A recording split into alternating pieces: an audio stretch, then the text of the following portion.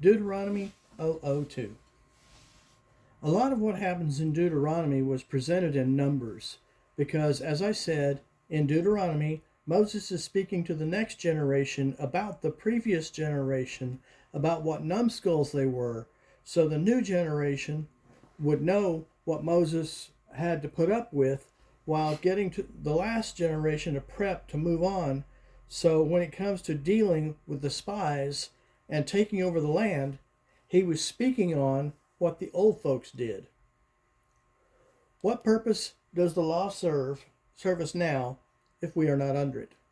Well, it becomes a compass, what the top 10 commandments are about, a mirror showing how dead you really are, a thermometer to gauge your love for God, how you operate, and a road sign, the way to point you to maturity.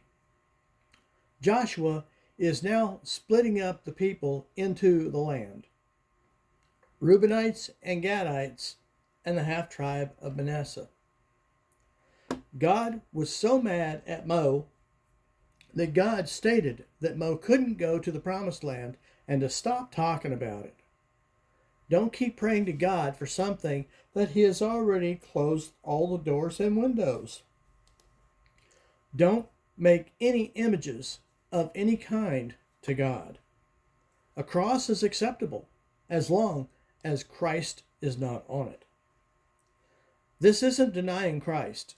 This is doing what God said. I don't have a crucifix in my house, but I do have a Bible and a cross. The rest is just showy. Christ's death is to be remembered, not idolized. This section of the Bible, I believe God was talking to Israel. Don't follow these categories. Human achievement. You, on your best day, can't get you into heaven. Jesus is the end of the law. Now there is grace, and grace more than sufficient. You need do no more. Most people are hooked on this because they believe that can't be everything. Divine accomplishment. Done. You need not add to it. God treated Jesus as you should have been treated. Sinful.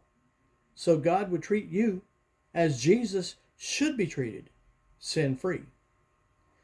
God even told the new generation to be mindful of the laws and pass them on. Lest we forget the cities of refuge. I mentioned in another video about bounty hunters. These bounty hunters were on the lookout for men who have killed others and sought to kill those men. The men they were seeking knew to flee to a city of refuge where they would be safe until their story could be told to the Levite council in that city. Chapter 5 goes back over the 10 Commandments. Chapter 6 is about keeping God and his laws in your heart. Church is one of the most dangerous places you could visit. The love of God coming from others penetrating your being. Would you put it into practice? Apply it to your life? Show the love in your heart and allow it to lead you? When the Lord brings you into your land, are you ready to take it on? Has God given you the commandment to kill thoughts, vices, and anything that can get between you and him? Where is your comfort zone? What is your comfort zone? Better yet, should that comfort zone be where you stop as the Israelites did? God's wrath must eclipse his mercy, and his love should overflow. God waited 830 years to deal with the Amorites and others to get rid of them so the children of Israel could take the land. God again has to remind them of no intermarrying. God reminded them that they weren't the ones driving out the inhabitants or performing the miracles. This is how God was doing it. God was bugging them out. Kind of like well, bug out. Ouch. Chapter 8 was about remembering who and why they worshiped, to have a reverential awe, to continually observe the 10 Commandments in the land flowing with milk and honey. The honey spoken of here is the honey of dates, which is actually sweeter than bee honey. Elohim is El, or God.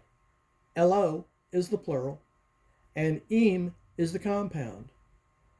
God is more than capable of doing what it would take several gods with the little g to do. That is why he is referred to as the God of gods. Chapter 9 was about Egypt not getting prideful. Let us make God in our image. So God made man in his image. He has that power. This is a triune God. The first commandment, you shall love the Lord your God. This is a verb to apply the act of love. Your choice is the engine. Your action is the caboose. Love God with all your heart, mind, soul, and strength. Jesus stated this as being a verb. It isn't a feeling, but an application. Put down the phone at supper time and apply love. It's amazing how some people will give more toward training their horses than training their children. God is explaining to the children how everything they will inherit by the new land, all that will become theirs. Houses, goods, livestock. You just move in and take over. Chapter 10 explains the remaking of the 10 Commandments. You remember, he broke the first set. Remember who you praise. Take down every idol they have. An Asherah pole was an idol to the goddess Asherah. The rest of chapter 12 is about putting up and consecrating the altar. Chapter 13 is about following gods of others. In short, don't. God spends most of chapter 14 dealing with other towns and their gods with a little g. Tell you what, let's do this. Problem solved. That was from God himself. Chapter 14 has to do with the kind of meat they eat. I won't go into it because it was a different time and place and doesn't involve me. Chapter 14 deals with tithing, and for those who think tithing is just money, should you have something you want to give to the church? Well, chapter 15 deals with slavery. You needn't snarl here. You need to read this, and it will explain how slavery should be handled. Chapter 16 deals with the festivals. This has been handled in Leviticus, so I will leave it alone. Beware and do not forget the Lord your God for what you have received. Do not tempt the Lord your God. Do not make God show off himself. Actually, the only time you're allowed to tempt or test God is in the tithe. He knows what he is looking for in the tithe, but you are invited to exceed so that he can bless you more. The more you give, the more God can bless you. It's not based on how much you give. It's based on how much God blesses you. And this is based on how happy you are to give it. Don't go from prosperity to pride to passivity. Diligently keep the word of the Lord that the God gave to your fathers, and be obedient. Much like God took Israel out of Egypt, God brought you out of what you're in. He brought them out to bring them into the land of milk and honey. He is bringing you to your land of milk and honey. Follow the rules and look what can be yours. Be glad you aren't facing one of their judges or priests. This will explain Saul, the first king of Israel, and too much into himself. Next, to look at Deuteronomy 003. We'll talk to you there. Thank you.